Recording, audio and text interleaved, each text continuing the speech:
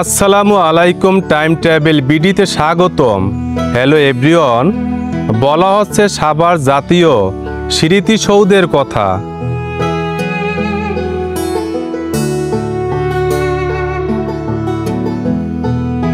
আজ আমি দাঁড়িয়ে আছি সাভারের জাতীয় স্মৃতিসৌধে। প্রতিদিন সূর্যোদয়ের সাথে সাথে শত শত মানুষ এখানে আসেন।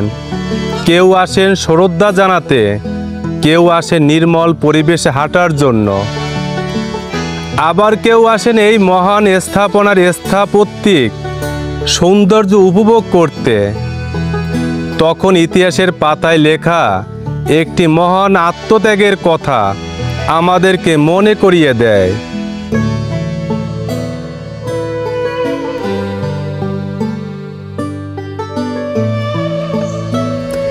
এটি শুধু একটি স্থাপত্য নয়, এটি আমাদের স্বাধীনতা, আমাদের আত্মমর্যাদা এবং লাখো শহীদের রক্তের বিনিময়ে অর্জিত এক বিজয়ের মূর্ত প্রতীক।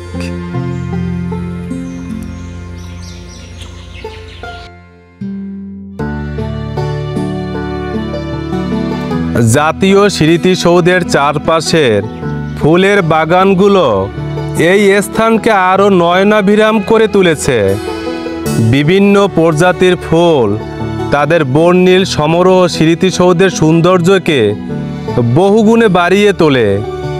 এই প্রাকৃতিক সৌন্দর্য দর্শনার্থীদের মনকে সতেজ করে তোলে এবং তাদের মধ্যে এক অন্যরকম ভালো লাগার সৃষ্টি করে।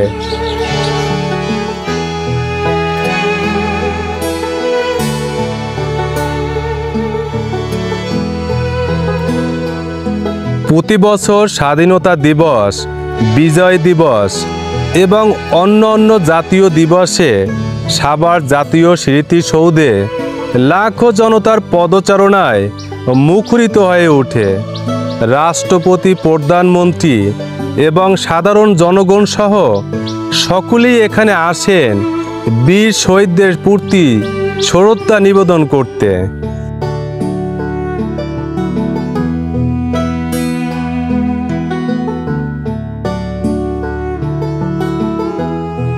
1971 সালের 25শে মার্চ রাতে পাকিস্তানি হানাদার বাহিনী অপারেশন সার্চ লাইট নামে নিরস্ত্র বাঙালির উপর ঝাঁপিয়ে পড়ে। শুরু হয় এক বিভীষিকাময় অধ্যায়, কিন্তু বাঙালি জাতি ভীতু হয়নি, দমেও যায়নি। 7ই মার্চের ঐতিহাসিক ভাষণ এবং স্বাধীনতার ঘোষণার মন্ত্রে উজ্জীবিত হয়ে আপামর জনতা ঝাঁপিয়ে পড়েছিল মুক্তির সংগ্রামে।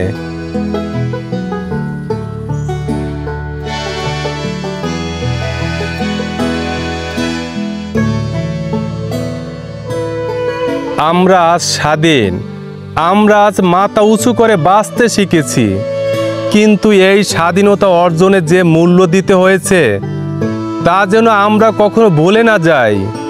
এই স্মৃতিসৌধ আমাদের সেই আত্মত্যাগের কথা স্মরণ করিয়ে দেয়।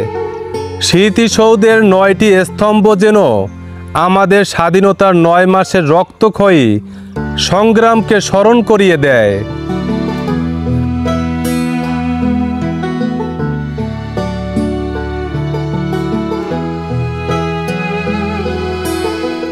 আশা করি জাতীয় স্মৃতিসৌধ সম্পর্কে জেনে আপনাদের ভালো লেগেছে। পরবর্তীতে ভিডিও দেখার জন্য এই চ্যানেলটি সাবস্ক্রাইব করুন এবং বেল বাটনে ক্লিক করুন। টাইম ট্রাভেল বিডির সাথে থাকুন। আবারও আসবো নতুন কোনো ঐতিহাসিক স্থান নিয়ে। আল্লাহ হাফেজ।